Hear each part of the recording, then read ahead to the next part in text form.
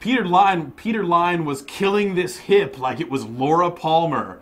It's a real nice current reference in this 2008 issue of Snowboarder. I'm disappointed by this magazine, Ryan. There were also some disappointing games that came out in 2008, Jeff. Boy, was there. Oh. My heart was broken at least 5 times. Well, let's talk about those 5 instances, Jeff. Yeah. Starting off with Mirror's Edge.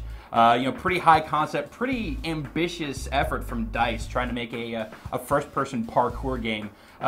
Moving in the first person doesn't always work great, and that did end up being kind of a stumbling block for Mirror's Edge. But the biggest thing about it is that there are moments where it's awesome. Like when you're moving through the environment, you're jumping over stuff, and you're sliding under it, and you just have the momentum, and it's great. But whenever it stops, it then becomes like the worst game possible. Yeah, like watching the people that made it play it, and they put out all these trailers of all this amazing stuff happening, and you're like, oh, dude, that looks awesome. This game's gonna flow really like. But then you have to try and do it, and it never works out quite so well.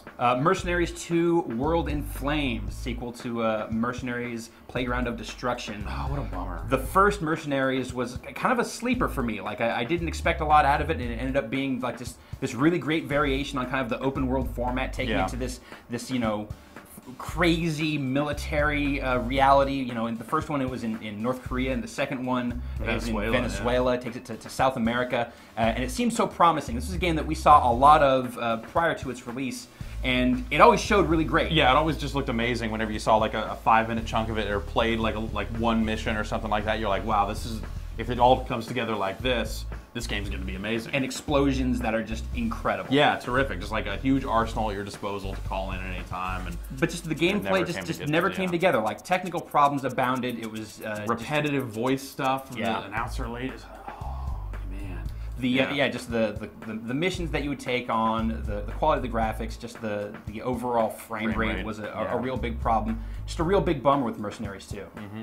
Also, Need for Speed Undercover. Now, this was after last year's Need for Speed Pro Street, which kind of did away with all the stuff that made like Need for Speed Most Wanted and Need for Speed Carbon really awesome. That game was kind of a bummer in its own right. So, with Undercover, they're like, all right, open world and cops, we get it. That's what you want, and we're going to do it. You were stoked. And you're like, yeah! And also a full motion video with that cop talking about his love of this. He's like, yeah! It seemed so promising before it came out. And then the final product, just the cutscenes did not deliver, just none of the over-the-top enthusiasm and unintentional humor that made Need for Speed Most Wanted so great. Erratic frame rate stuff, like really just weak AI. Impossible to understand story progression. Like, why am I just hitting down on the D-pad over and over again to go to the next race? How does this play into anything? So much promise. Where is Razor Callahan? And so disappointing. Yeah, no Razor Callahan. That's the nail in that one's coffin. Alone in the Dark. Now this was kind of a reboot for this classic franchise. Yeah. That just didn't work. It was kind of broken. Yeah, it was kind of busted all over. Which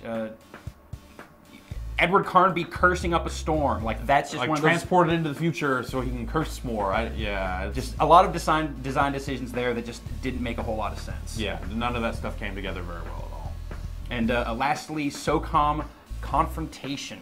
Yeah, the SOCOM series, obviously just gigantic on the PlayStation 2, and when they brought it forward to the PlayStation 3, not only was it saddled with a ton of just like weird menu issues and constant server troubles, like even once they had like ironed all that out, it's just kind of a prettier PS2 game, which, there's probably some people out there playing it right now that's all they wanted out of it. But shooters have just advanced so much since then. Exactly. The standards are higher, and SOCOM Confrontation just couldn't keep up. It feels like a real relic in a lot of ways.